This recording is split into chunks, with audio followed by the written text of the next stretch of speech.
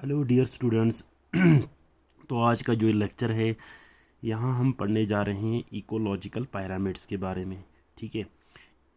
तो ये ecological pyramids तो आपको पता लग गया होगा कि पिरामिड्स जैसे यहाँ पे कुछ स्ट्रक्चर्स बनाए जाएंगे जिससे हम कुछ इकोलॉजिकल फीचर्स, ठीक है, इकोसिस्टम के कुछ फीचर्स जैसे कि number of individuals in different trophic levels of food chain और बायोमास की जहाँ तक बात है या एनर्जी है, इनके बिहेवियर्स या इनके रिलेशंस के बारे में हम पढ़ने जा रहे हैं। ठीक है। तो इकोलॉजिकल पिरामिड्स है क्या? ये है कि the relation of number of individuals in each trophic level, ठीक है, इन फूड चेन। उसके अलावा बायोमास, ये मैं पढ़ाया है आपको, बायोमास बोलते हैं the organic living organic matter जो होते हैं। ठीक है।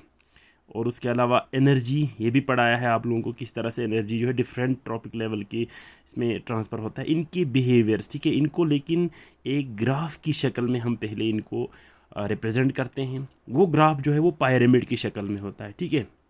ग्राफ जो है वो पिरामिड की शक्ल में होगा, तभी इनको हम इकोलॉजिकल पिरामिड्स कहते हैं। ठीक है। तो the relation of numbers, biomass, energy at various levels in an ecosystem are graphically represented in a form of pyramid called as ecological pyramid. तो ये चार्ल्स एल्टन नाम का एक बंदा था जिसने पहली बार इस कॉन्सेप्ट को फ्लॉट किया। ठीक है।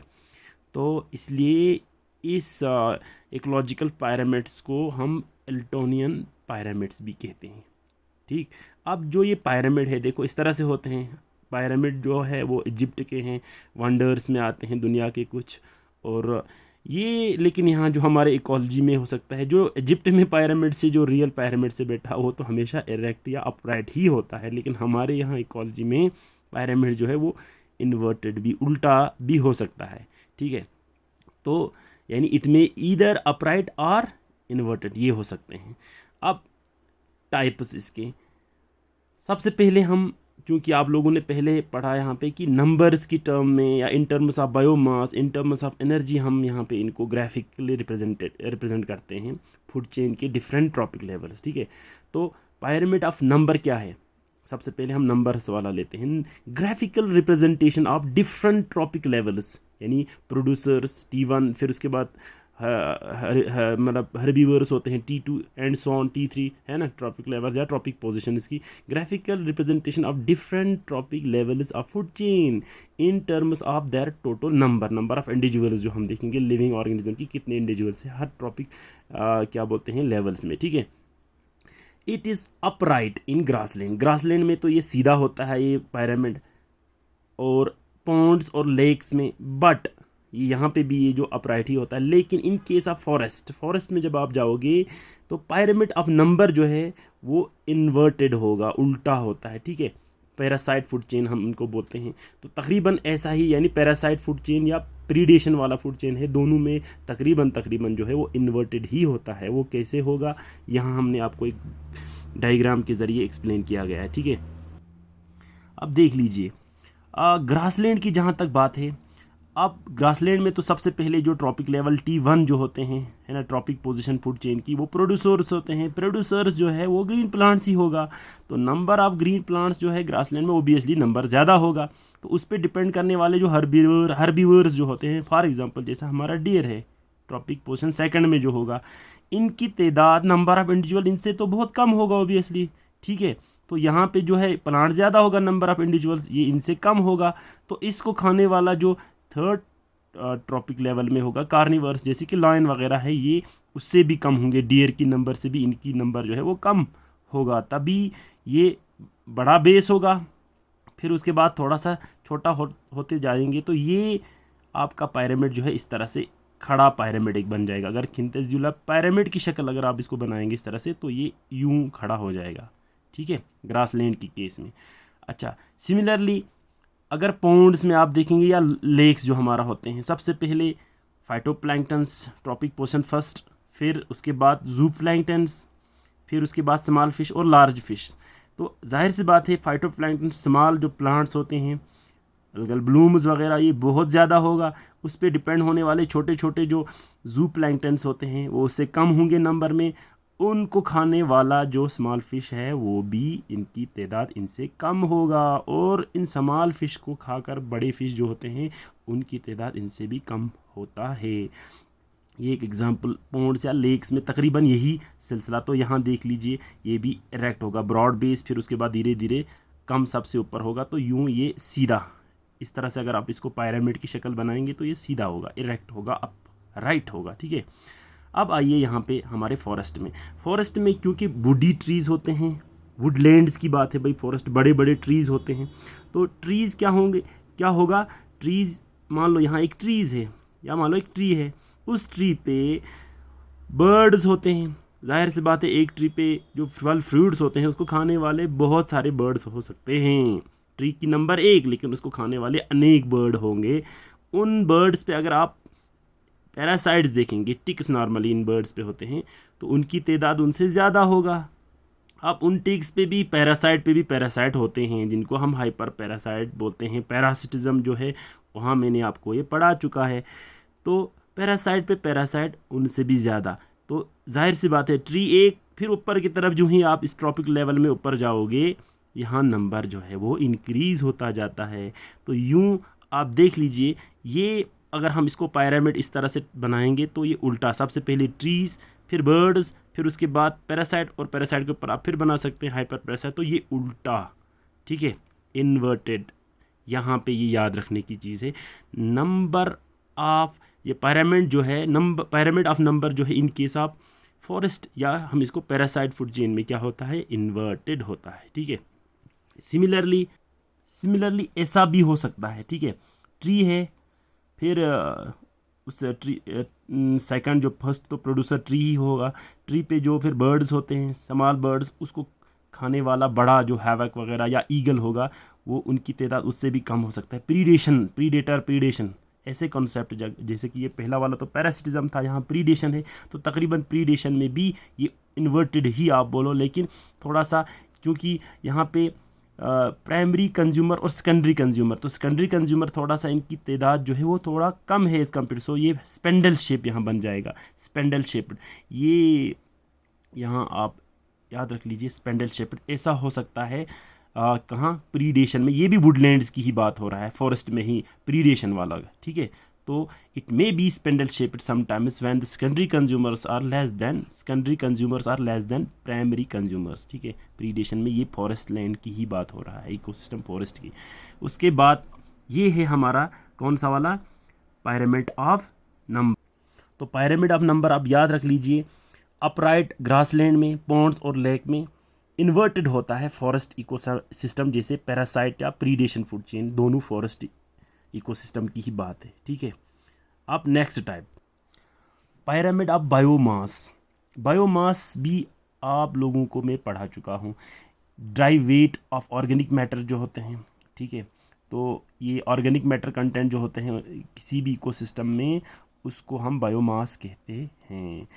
तो पिरामिड ऑफ बायोमास को हम कैसे डिफाइन करेंगे, graphical representation of trophic levels of food chain in terms of total biomass, ठीक है।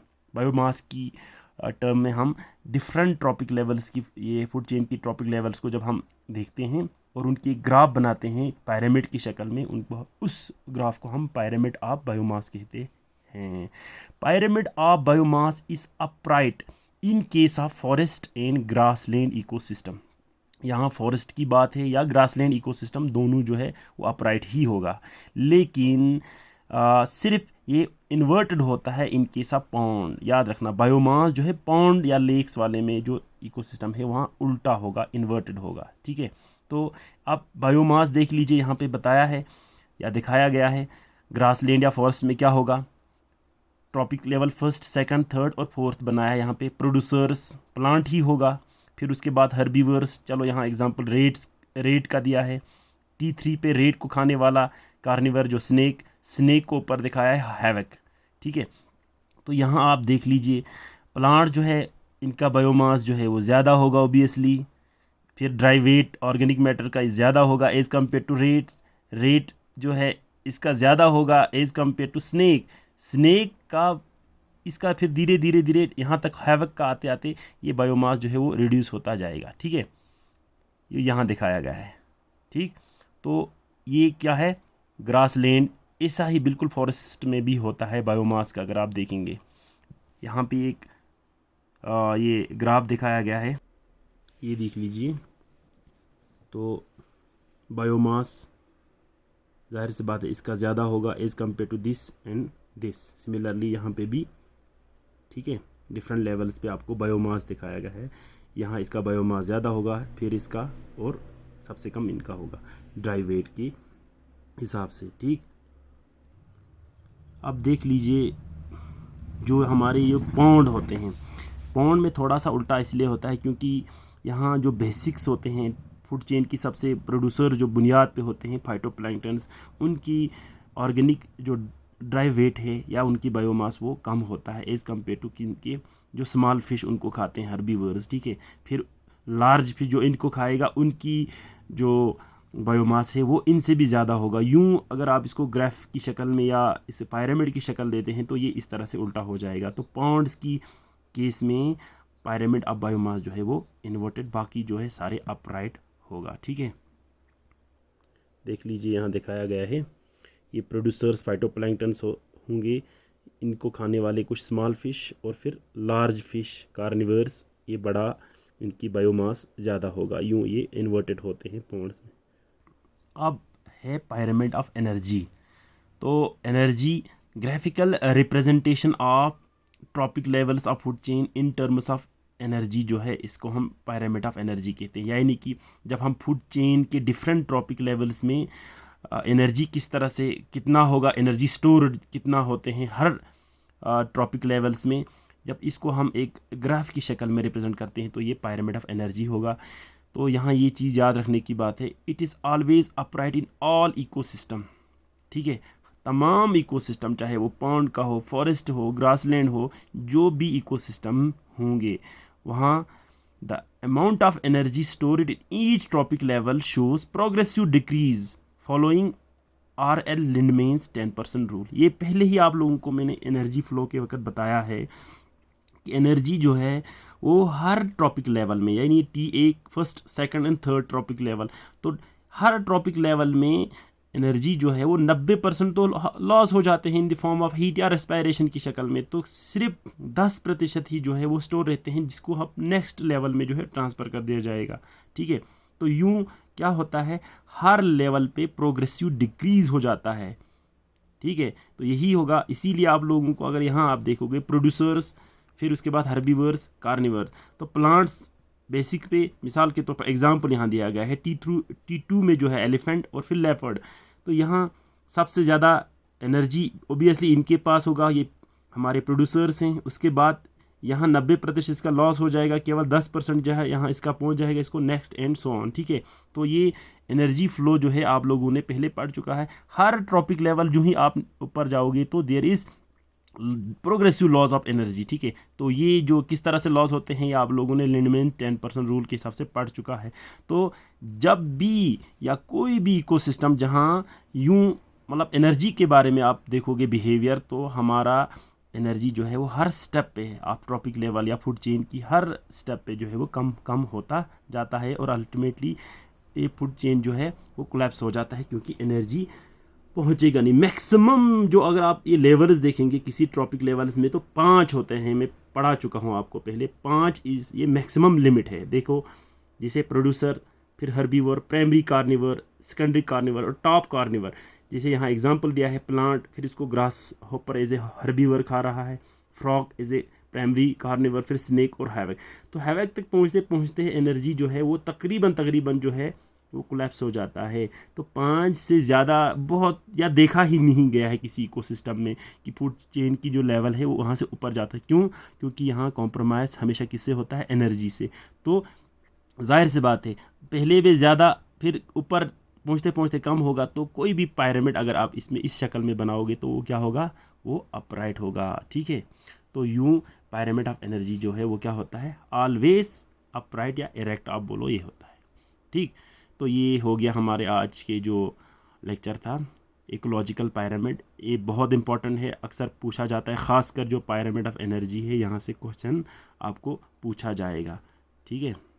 ओके, इस लेक्चर में किसी किस्म की भी अगर आप लोगों को कोई प्रॉब्लम अगर फेस कर रहा है तो आप हमें टीचमेंट जो ऐप है वहाँ के जो कमेंट सेक्शन है वहाँ आके आप मुझसे पूछ सकते हैं, या यहीं इस वीडियो के कमेंट सेक्शन में आप कमेंट्स डाल के मुझे इससे रिलेटेड कोई भी कन्फ्यूजन है वो पूछ लीजिए। ठीक है, ओके बाय।